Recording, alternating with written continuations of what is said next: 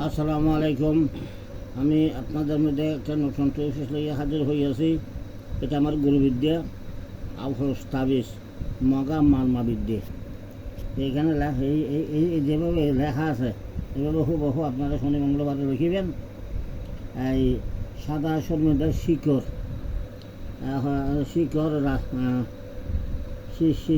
শিকড় রাধা রানী তুর্কি মদন লজ্জাবতী তাবিজের সাথে দিবে। বছতায়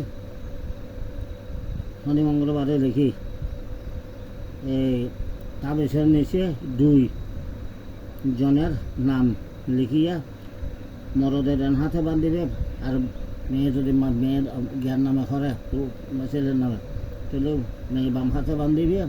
এই যে তাবিজ শোধন করে মন্ত্র এইখানে লেখা আছে, আমি মুখস্থ করে আপনারা দেখেন।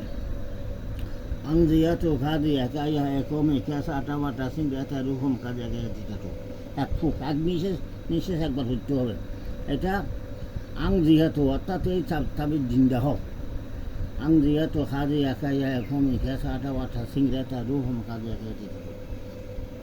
আচ্ছা আমি তো এটা শোনাইলাম। এই নিচের যে ছেলেমেয়ের এটা যে মরতর নাম, এই যে মহিলার নাম অর্থাৎ ছেলে মেয়ের নাম। এই যে খালি করে মরদের নাম, নিচের করে মাইয়ালার নাম, বুঝছো না? মাইয়ালার ঘরের হিসে বড়ি গাছ যদি থাকে মাথায় জলমারে লটকা দিবে, আর যদি বড়ি গাছ না থাকে তাহলে অনেক সভা করার বট গাছের দক্ষিণ দিলে লটকা দিবে। ওই নিচে এখানে মন্ত্রটা লেখা আছে। আমি তো চোখের চশমা লাগাইনি, আমি কম দেখতেছি। আপনারা লেখা ঠিক আছে। এই আমি একটু হরি এখানে একটা মানে সোয়াহা ওই অন্দেশটা আকারের মধ্যে ফোটা হরো নেই। যাক আম দিয়া তো শোভন অমুকি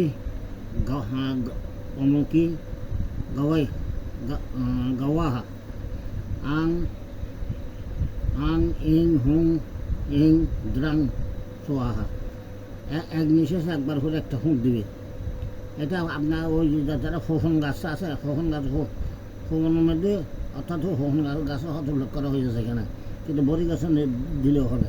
তো নিচে যদি না পান, বট গাছ না আপনার ফোফন গাছ, যেখানে কাঁথার মতো গুলো ধরে বাতাস আসলে সময় আওয়াজ হয়, তার নাম হচ্ছে ফোফন গাছ। আসসালামু আলাইকুম।